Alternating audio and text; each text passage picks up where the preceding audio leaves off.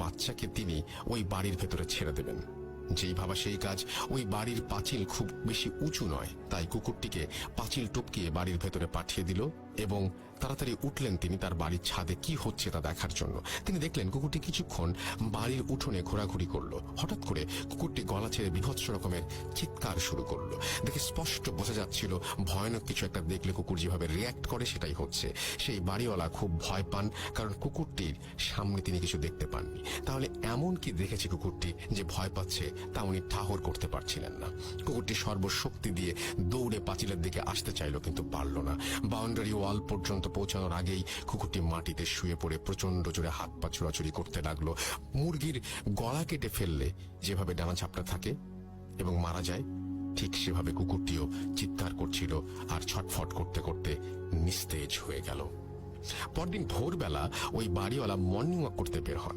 হাঁটতে হাঁটতে তিনি দেখেন, তিনি যখন ওই বাড়িটির সামনে দিয়ে হাঁটছিলেন তখন ওই বাসার নারিকেল গাছ থেকে ঝুপ করে কি যেন একটা তার গায়ের ওপরে পড়ল, যা দেখে তিনি দেখা মাত্রই চিৎকার করে উঠলেন তারস্বরে এবং সেন্সলেস হয়ে যান।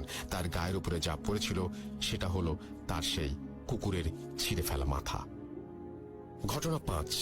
আমাদের পাড়ার প্রায় অর্ধেক পরিবার মণিপুরী আর বাকি অর্ধেক বাঙালি। জাতিগত সত্তা আলাদা হলেও আমাদের মধ্যে সম্পর্ক অনেক ভালো। পাড়ার কিশোর বয়সের মণিপুরী ও বাঙালি ছেলেমেয়েরা মাঠে গোল হয়ে বসে আড্ডা দিচ্ছিল। তখন কে সাহসী আর কে ভীতু সেটা নিয়ে তর্ক বিতর্ক শুরু হয়। এক পর্যায়ে সাগর নামে এক মণিপুরী কিশোর দাবি করলো সে নাকি সব থেকে সাহসী। তখন সবাই তাকে প্রমাণ দিতে বলল। সাগর বলল সে নাকি ভুতুরে বাড়ির ভেতর ঢুকবে এবং সেখান থেকে বের হয়ে আসবে। সকলে তার এমন কথা শুনে আঁতকে উঠল। সবাই মিলে তাকে বারবার এই কাজ করতে নিষেধ করতে লাগলো। সবাই বলল যে অন্যভাবেও নিজের সাহসের প্রমাণ দেয়া যায়, কিন্তু সে জেদ করে রইল যে সে বাড়ির ভেতরে যাবেই। সবাই মিলে স্বীকার করে নিল সে সব থেকে সাহসী, কিন্তু সাগর গোঁ ধরে রইল ওই বাড়িতে সে যাবেই। কেউ কিছু বুঝে ওঠার আগেই সে উঠে দাঁড়িয়ে চিতাবাঘের মতো দৌড় দিল ওই বাড়িটির দিকে। এক মুহূর্ত লাগলো সবার বুঝতে ও কি করছে।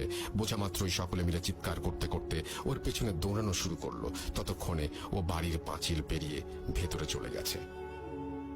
সকলের সম্মিলিত কোলাহল শুনে পাড়ার বিভিন্ন বাড়িঘর থেকে মানুষজন বের হয়ে আসতে লাগলো। সকলে ওই ভুতুরে বাড়ি পর্যন্ত আসার আগেই সে লাফ দিয়ে ভেতরে ঢুকে পড়ল। প্রায় সাথে সাথেই আর্তনাদ করে সাগর হাঁচড়ে পাঁচড়ে আবার দেয়াল বেয়ে ওই বাড়ির ভেতর থেকে রাস্তায় আসার চেষ্টা করতে থাকে, কিন্তু বোঝা যাচ্ছিল দেয়ালের ওপাশ থেকে কোনো একটা কিছু তাকে আটকে ধরে রেখেছে। গলা ফাটিয়ে সে চিৎকার করে কাঁদতে লাগলো।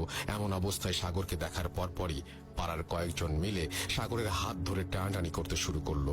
বেশ অনেকক্ষণ দুপাশ থেকে টানাটানির পর সাগরকে সবাই মিলে শেষমেশ বাড়ি থেকে বের করে নিতে সক্ষম হলো। সেদিন থেকেই সাগর মানসিক ভারসাম্যতা হারিয়ে ফেলে। আজও সাগর তা মানসিক ভারসাম্যহীন হয়েই পড়ে আছে।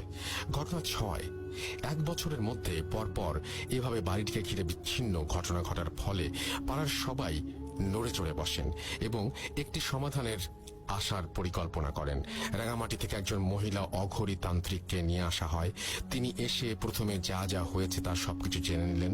পরদিন পূর্ণিমা এবং সেই মাঝরাতে একটা মশাল জ্বালিয়ে বাড়ির চারিদিকে ঘুরতে থাকেন। অনেকবার ঘোরার পর তিনি সবাইকে ঘুমিয়ে পড়তে বলেন এবং পরদিন সকাল 8টায় পাড়ার বড় মাঠে সবাইকে ব্যাপারটি জানাবেন বলে জানান। পরদিন 8টা, সকলে অধীর আগ্রহ নিয়ে অপেক্ষা করছে কি হয় সেই রহস্য জানার জন্য। তান্ত্রিক এলেন।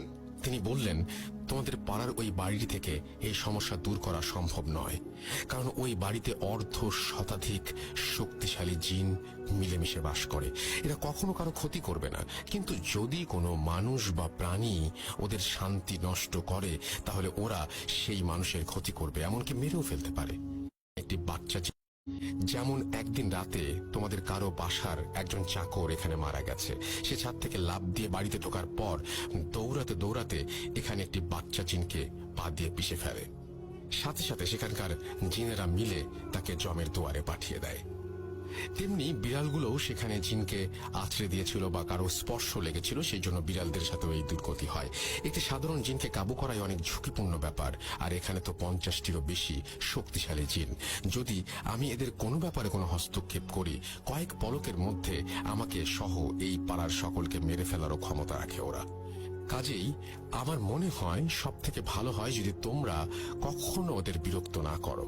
কেউ আর কোনোদিন ভুলেও ওই বাড়ির সীমানার ভেতরে ঢুকবে না বা ওই বাড়িতে কোনো কিছু ফেলবে না।